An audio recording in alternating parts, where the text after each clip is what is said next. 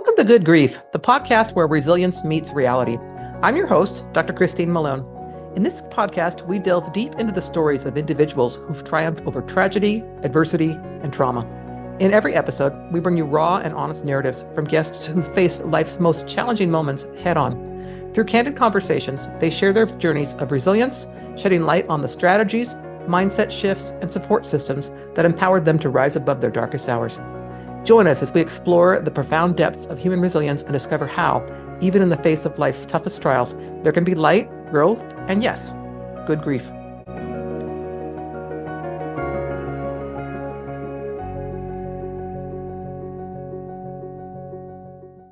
Okay, listeners, thank you so much for joining me for this episode today.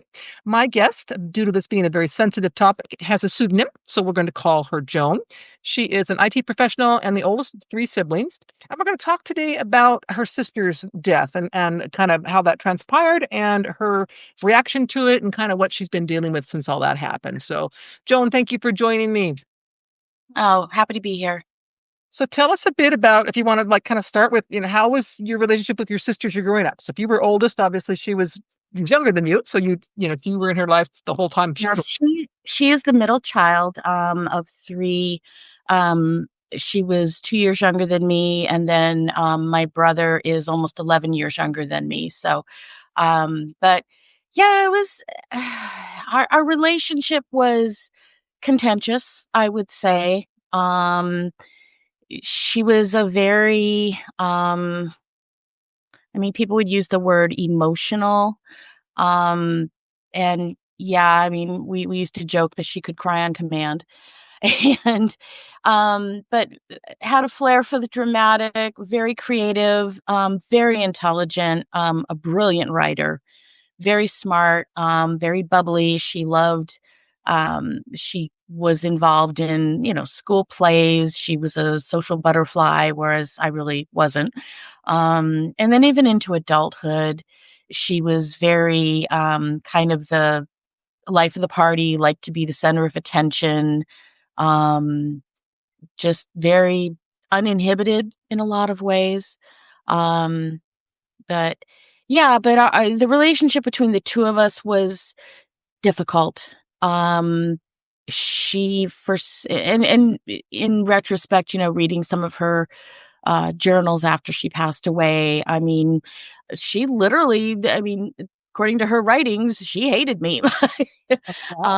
Felt like, oh yeah, continue, always maintain that I was the favorite, and I can tell you right now, my parents appreciated each of their children for who they were, what they brought, and there was never any favoritism that I ever saw. But it just, I'm not going to negate what her feelings may have been, but those were the feelings that she conveyed. Just she could get pretty nasty at times with her words. She had a very sharp tongue. And so were we super close? No. And I'll be pretty upfront about that. But at the end of the day, she was still my little sister. And I've been there, she went through a pretty difficult divorce. I want to say, 2010. And although her former husband, I still think the world of him because he was a very patient, loving man. But my sister's needs and desires took her in other directions. And, so that was that. Yeah. I know I have an older sister that it's a very different lifestyle than I do, and I have a hard time sometimes getting my mind wrapped around that. But hers is more due to drugs and all the kinds of things. But you mentioned, I know that your sister's death was sudden and disturbing. So can you want to share what you're comfortable with sharing about what happened? Yeah, April 2nd of 2020. So of course, right when all the the upheaval with COVID. About 8:00 at night, I'm just watching TV with my husband, relaxing, and I get a call from my nephew, who at the time was, I want to say 20. And he said, Auntie, are you sitting down? And I said, what's going on? And he said, Auntie, you need to be sitting down. He was very calm, but I knew something was up. And I said, okay, what's going on? He says, Mom is dead. And I'm, what? And he told me, um, he told me that he had gotten a call from, and he lives in another state, as does his brother. They were living with their dad. And he just said that, he got a call from the police department, and here's the name and number of the detective. Um, and he didn't know really what happened or anything like that. And I said, okay. And his brother, who was 17 at the time, was living with, my sister. Oh, okay. Yeah. And so I immediately picked my jaw up off the floor. Still pretty much in shock. I mean, she was only 52 years old, and in good health from as much as I knew. And I called the detective and said that she was, in a hotel room with her boyfriend, who I knew was an attorney and married. And that they were, getting their arms around what happened. They said she had a seizure. And they said, her 17-year-old son is here. They were at her apartment. And I said, we'll be right down. So my husband and I just, got in the car, drove almost an hour. Met the detectives at my sister's apartment, and they proceeded to tell me, and this is the disturbing part, that my sister was in a hotel room with her boyfriend. He called EMS, and he asked me. He said, "Did your sister do drugs?" And I said, "Well, she enjoyed a glass of wine, and she occasionally smoked weed." I said, "But other than that, no, she was a professional woman. In fact, had just started a position with a consulting firm as a project manager working in facilities. And I mean, she was a very smart woman. I mean, very professional, well-regarded.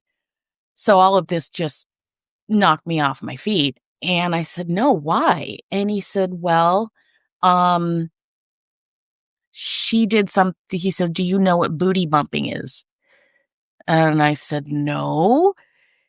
And he proceeded to educate me, about the fact that she apparently dissolved crystal meth in water and injected it with a syringe into her rectum, not once, but twice. After the second time, she and her boyfriend were uh, having sex, and she had a seizure, and he apparently tried to revive her, and to no avail.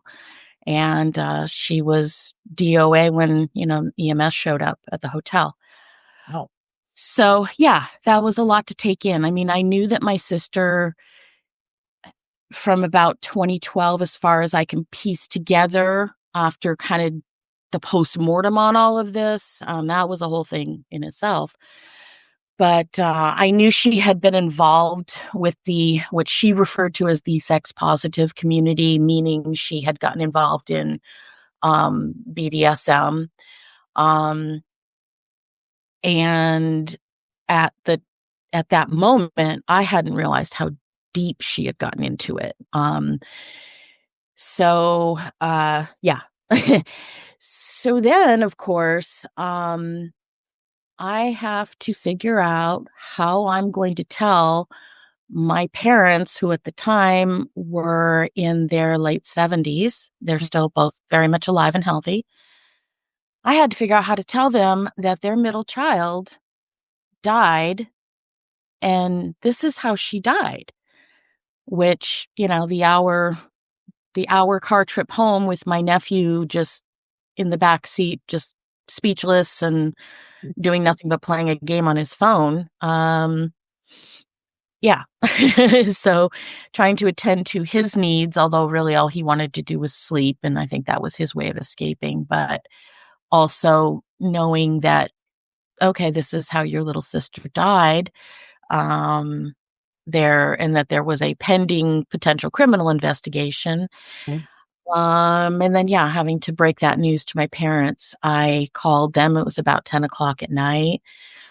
And I told my father. He answered. I talked to him first. And then I could hear him telling my mother in the background. And that's a sound I don't ever want to hear again. Yeah. Were you, was her children, or especially the 17-year-old, present when the police were telling you this whole story, or did you have to give them that information?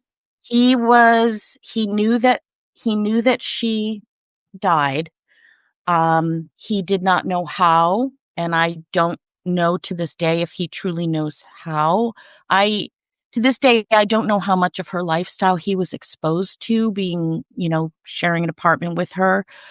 I I do know that she would bring strangers home and do what they did in her bedroom, and he'd be in his room on video games. I mean, at the time, he was so incredibly addicted to Oh, gaming, online gaming, all that. Yeah. And honestly, I think that just kind of made it easier for her to pursue her lifestyle. right. But yeah, he to my knowledge, he did not know. He had that night, well, all that day, she had died apparently about 3 o'clock in the afternoon. So she was having a tryst with her boyfriend at a local hotel that apparently they frequented. And prior to her passing, they were expecting others to show up because she was into gangbangs and making money from it. Oh, okay. Okay. Oh That's yes. Oh yes. I mean it was kind of interesting because I guess, Christine, I guess what I'm still struggling with and I still feel a lot of resentment and anger about is, number one, I don't feel like, I mean, I got counseling after this all happened, of course, but I my parents live out of state. Her oldest child lives out of state, and so I was the only relative in the same state. And being the oldest, only children, I mean, oldest children will understand this. You kind of feel a responsibility. sure. There was no way that I wanted my parents to have to pick up the pieces. Right, right. She had no estate planning. There was no estate planning, no will, no nothing. So I, you know, good, bad, or indifferent, I took it upon myself to take care of the contents of her apartment, contact the landlord, get tell them what happened, try to dispose of some of her stuff or give away, which not that easy during COVID, with Yes. COVID doll, Yes. you know, re- return her car to the dealership. I mean, it's just all those logistical things, all the things that have to happen, contacting a funeral home, making arrangements for her body, making sure the ashes I sent them back to my parents out of state, you know, uh, contacting her employer. She was a remote employee, so I had to bring back all of her stuff to her boss. At the same time, people say, "What happened? What happened? What happened?" And it's a very surreal kind of experience when you don't really feel comfortable talking about what happened. Hmm. Yep. You know all of the dirty details, but it's not like you can just tell everybody who asks what happened. You can't really be truthful about that. I mean, I suffice to say that with closer friends, things that I will tell them that she died of an overdose, unintentional. It was an experimentation thing, which it was. Hmm. It was chemsex she was into. And I just tell them she was involved in the much darker part of an alternative lifestyle. that seems to suffice most times. I mean, my mother still tells people that she had a heart attack. So, Right. I mean, and they never got counseling. I have urged and urged and urged them to, and they never have. Yeah. So every year on her birthday, every year on the anniversary of her death, I mean, that whole week, it's just agony, for my mother and my father. They've got each other, but at the same time, as you surely know, there's a hole there that'll never be filled. And at the same time, having that knowledge of the how, Right. um, it's very hard. And my grieving, I mean, to this day, I'm going to be really honest. To this day, I have not shed a tear. I've shed tears for my parents and the hell they've gone through. Um, I have not I have not been able to summon the tears. And I'm thinking it's still a lot of simmering anger. Yeah. Because, to make things worse, this was a woman who, again, in her writings, come to find out she hated me. Yeah. So this is like, that whole topic is when grief is hard to find. And that's where I've been for 5 years Yes. is, One thing I wanted to get to with you is this whole idea of anger. Now, so I'm putting myself in your shoes and thinking a couple things. First of all, that I have to be the one to tell my parents, right? Which is, yep, yeah, and cleaning up all of her stuff, taking the car back, taking the computer back to the boss, all that kind of stuff, cleaning out the apartment. All that is a lot of work for someone who's also just experienced a devastating loss. Loss of a sibling, someone you didn't expect, obviously, to pass at the age of 50. no, And yeah, then the awkwardness of, how she died and people asking how she died. I mean, I have found, especially when it's someone who's younger, people are like shocked, like, "Oh my goodness, what happened?" They're thinking yeah, oh yeah, accident. They're thinking, oh my goodness." And I think people aren't expecting to hear something kind of controversial where then I would imagine most people would kind of back off like, "Oh, okay, well, sorry I asked that question." But I honestly, Joan, I would be quite upset. I'd be angry myself. And I know I shared with you that my first husband committed suicide and I was angry. yes. And I think in my case, he was one that made a choice. We can go into all kinds of conversations about why people feel they need to commit suicide. And your sister, she made her choice, right? And She did. did she think she was going to die? Probably not. But I mean, No. it's one of those things where if you'd have avoided this thing, this would not have happened. So I can understand the anger. How do you, even 5 years later, how are you dealing with that without letting it, kind of eat you up inside? Um, well, at first, just to back up a little bit, I threw and mostly because my parents were just devastated. And so, and her death was, of course, when somebody dies like that, and given the strange behavior of her boyfriend at the time when the detectives interviewed him, the detective was going down the road of, could this have been, a homicide? Right, right. So he, he asked for any help I could offer. And, I had her laptop, which I had grabbed from the apartment. Um, and I was able actually to get into it using a password that I remember she had years ago, when she had to look something up on her laptop, and it worked. Uh, to this day, I wish I had never offered to do that, because the photos and the videos and the Mm, emails and the writings, all of her journals. My mother absolutely wanted all of her journals. Of course, reading that again, something I'm kicking myself to this day for doing, because it consumed me for a while. It honestly did, because even to this day, I believe that the man she was with either supplied her with the drugs or helped her administer them, because my sister was not known for being a flexible athlete. She was mhm. the curvy girl, and I'm just trying to think of the logistics of how she did it. I still, to this day, do not believe that he was an innocent in all this, but he was an attorney.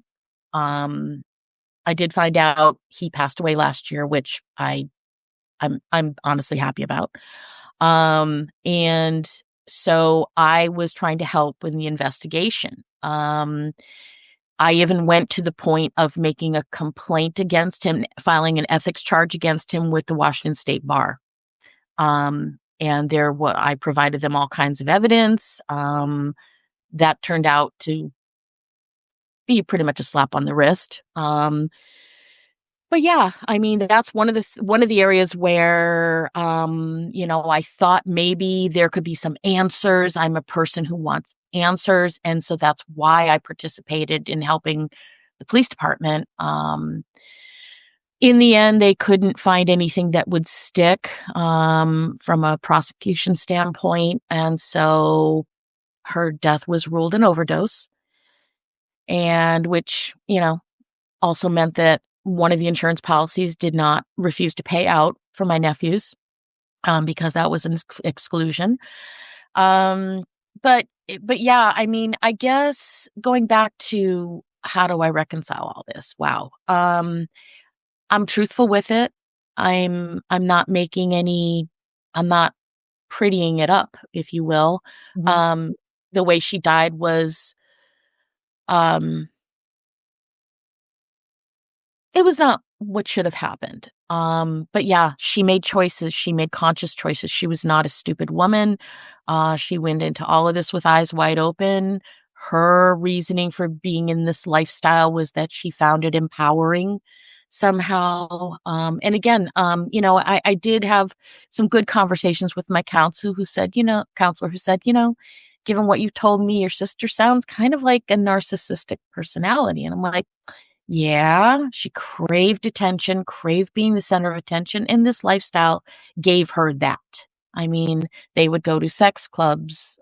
She'd be involved in group sex and videoing herself. He would video things. There would be quote unquote events at hotels and even at her own apartment. And so, maybe this was her way of channeling her dreams of being an actress into something. I don't know. Um, I guess the only mourning that I've been trying to find is to mourn the sister I don't feel I ever got to know or have. Oh, You know, yeah. I see my friends, I mean, my best friend and her sisters have inc close relationships. My husband and his sister, they're extremely close. I have friends who I call my sisters, especially my best friend of well over 40 years. I mean, she's my chosen sister, but she's been the one who was there for me. I had a cancer scare back in 2010, ended up having to have a full hysterectomy at the age of 45. And it was my best friend who was there. Um, even when I was saying, I don't need anybody to come visit, she goes, no, I'm going to come there and I'm going to visit and I'm going to serve you wine and just be there. And, those were things my sister never did because she was very self-centered. I mean, it was one of the reasons for her divorce. But yeah, I mean, just where is that sweet spot, if you will, when it comes to grieving somebody who died under circumstances like that, when there's still all that anger and those images in my mind. I mean, still to this day, if there's a movie or a show and it involves BDSM and all of that, I turn it. I can't watch it. It all comes back to me. Yeah.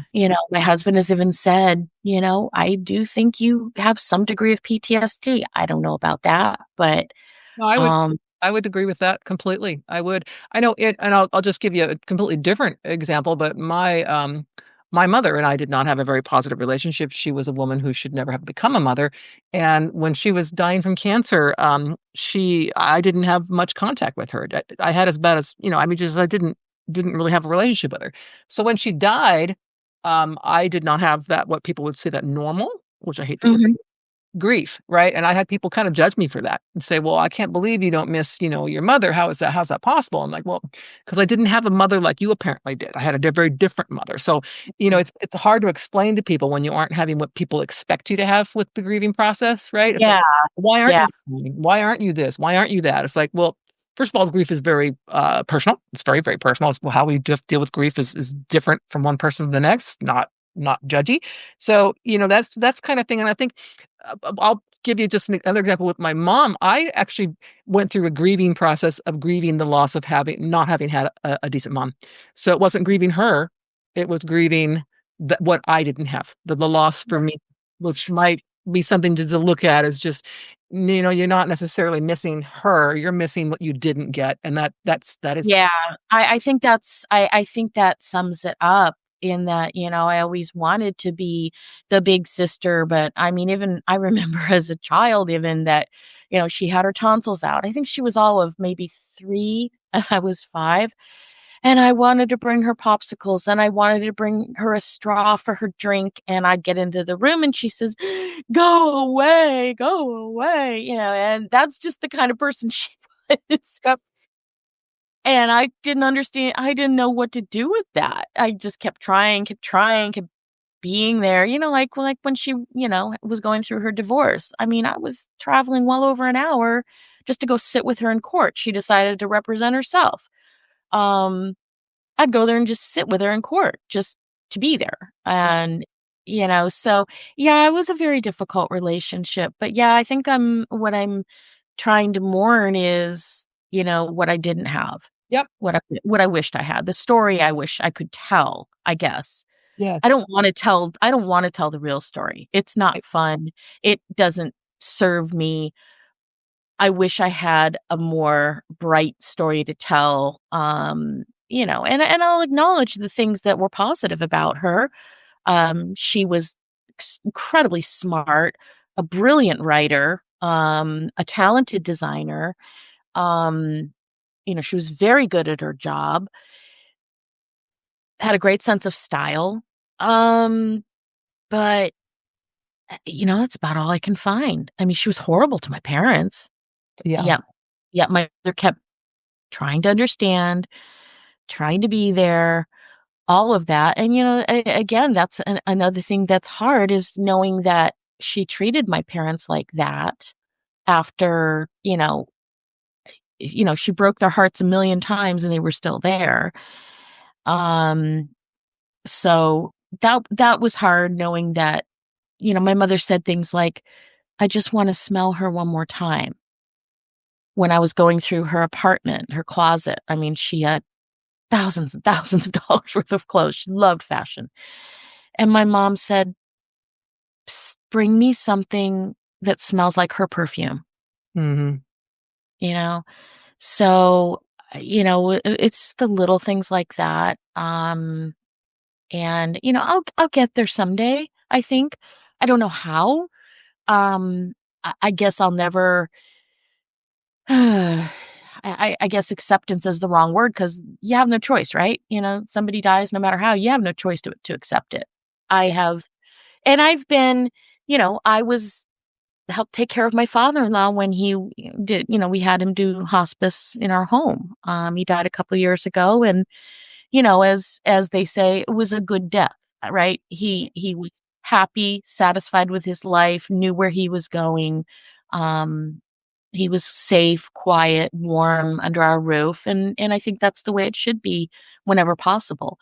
I've had friends pass away, and I cried and cried and cried until I had a migraine. I mean, I was able to let it out. To this day with my sister, I still have not been able to do that. Maybe I never will. And that's another thing I was just going to bring up is as you maybe never will. I mean, my mother passed away in 2012. I have to this day to shed a tear over her. I Mhm. can I can like Mother's Day is one that's hard for me. I can shed a tear over not having had a good mom, which I guess relates to her, but it doesn't really mean I miss her. Doesn't mean that I miss who she was and what she did or do. It means that I missed what I think and to some extent what she could have had too if she'd had a good relationship with her Yeah. children. I think she Well, yeah, exactly. so there's that. And I mean, to speak to your parents, I mean, I can only imagine what that's got to feel like. I know you're a parent as well, to know that you had this relationship with your child who's now no longer here and not being able to reconcile that, whatever term you want to use to heal that, and the other person's gone. As a parent, I can't even imagine how difficult that would be for them. So my heart goes out to them for that part too. Yeah, I mean, it breaks my heart every time my mother will say, "I never got to touch her one last time." Yeah.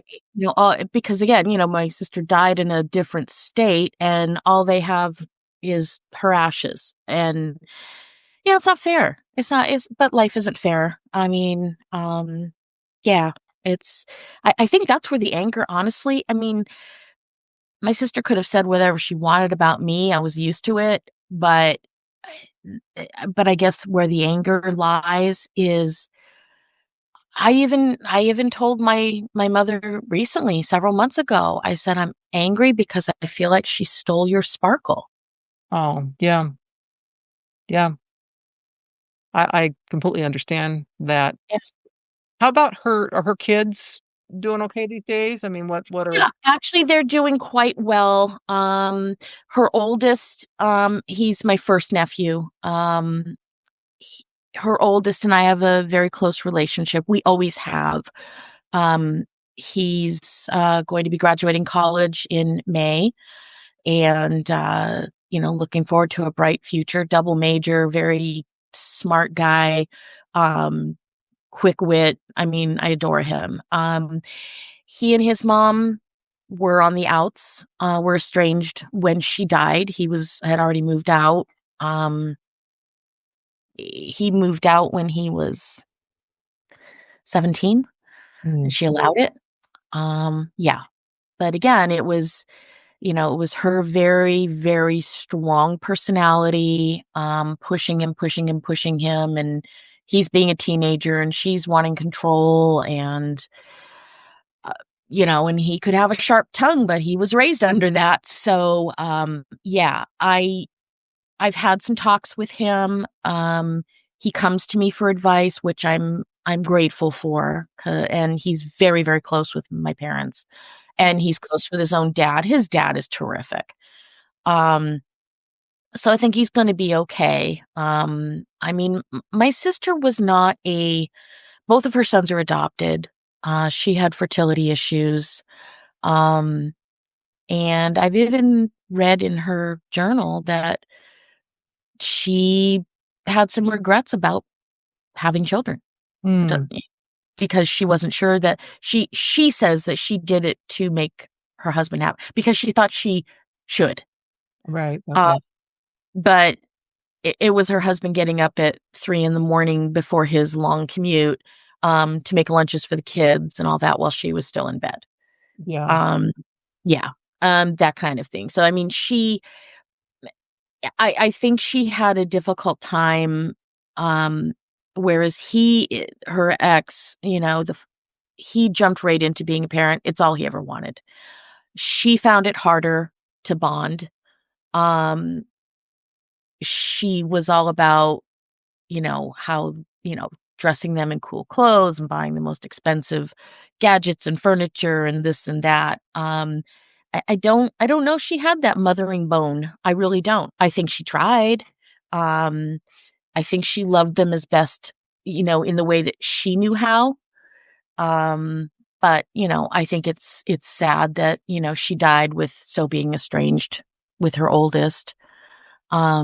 Her youngest, very close to his dad, very close to my parents. But it's hard to tell what kind of a relationship they had because he was so immersed in video games. It was to the point where it was rather frightening because he just wouldn't communicate. Yeah. Um, but I know that his dad did make sure that both the boys got some That's good. pretty Yeah. extensive counseling after her passing. So I was grateful that he did that. And his current wife, he remarried not too long after he and my sister split up. And actually, those two flew in the day after we found out to help clean out everything and take the youngest home with them. And so I have to give kudos to them because they have provided a safe place for those Oh, boys. that's good. That's really good. Yeah. I'm glad to hear that. I'm glad to Yeah, hear that. Your story is a it's hard one. different. A hard one. So I want to ask you, like, if we had somebody listening to this today and they're dealing with some kind of a similar grief, so complicated, hidden, unresolved, however you want to phrase that, Mhm. would you have, any thoughts to share, or if they know someone who's going through that, and I don't have any idea how to support you because I don't even know what to do. What might you say to someone like that? I would say make sure you get counseling. Make sure it's with someone you really trust. I know that helped a lot. And I think being honest. I think living with any kind of denial about what happened, if it was a death under very odd or disturbing circumstances, be honest about it. It's not your shame to hang on to. I don't feel any shame about this. I wish she had lived her life in a slightly different way so that she'd still be alive. But at the same time, I guess I'm a realist in that she made her choices. I don't think they were great choices, but they were her choices.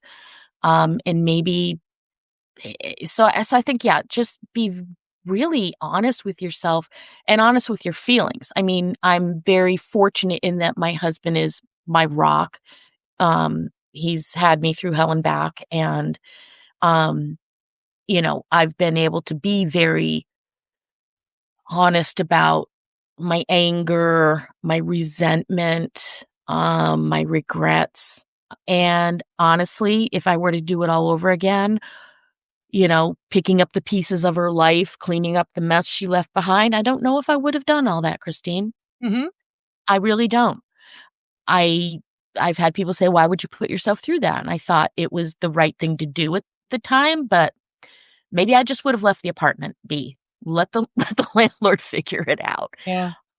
Yeah. Like I said, especially during COVID, there was all this stress over that. I don't know, like reading her journals, getting involved in the kind of the forensics on her computer, her laptop. I don't know if I would have done that again.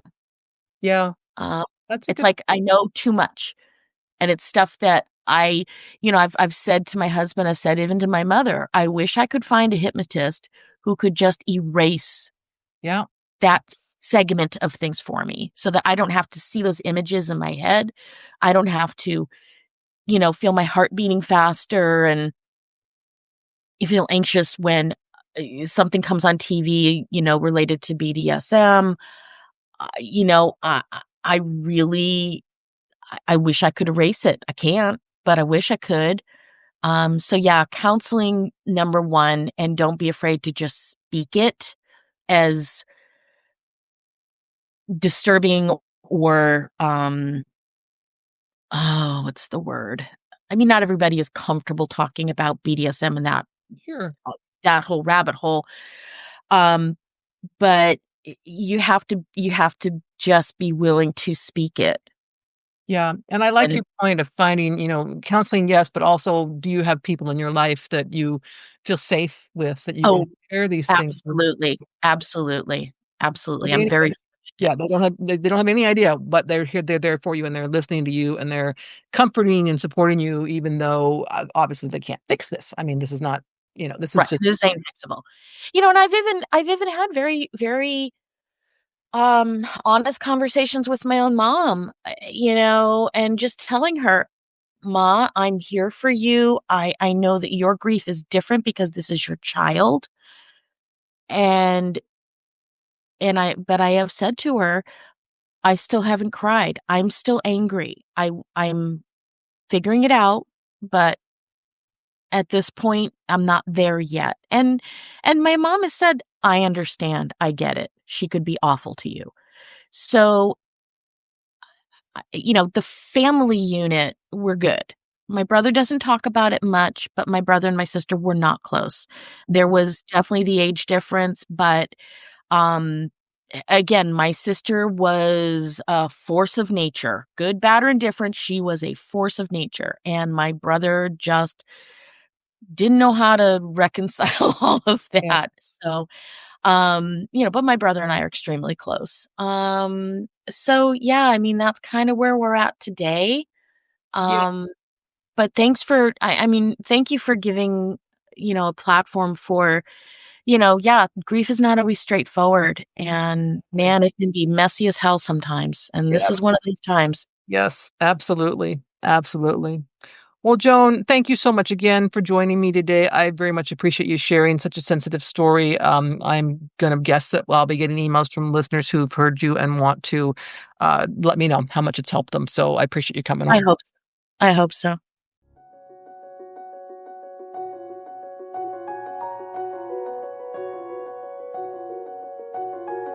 Thank you for joining us for this episode of Good Grief. We hope that stories shared today have inspired and empowered you on your own journey of resilience. If you want to dive deeper into the themes of trauma, tragedy, and survival, be sure to check out my memoir, The Day I Became the Spider Killer, a memoir of trauma, tragedy, and survival. In this book, I shared my own raw and honest experiences, offering insights and strategies for overcoming life's toughest challenges. You can purchase the book on Amazon, Barnes & Noble, or listen to it on Audible. Your support helps us continue to bring these powerful stories to light and spread a message of hope and resilience. Stay tuned for more incredible stories on our next episode. Until then, remember, even in the face of life's toughest trials, there can be light, growth, and good grief.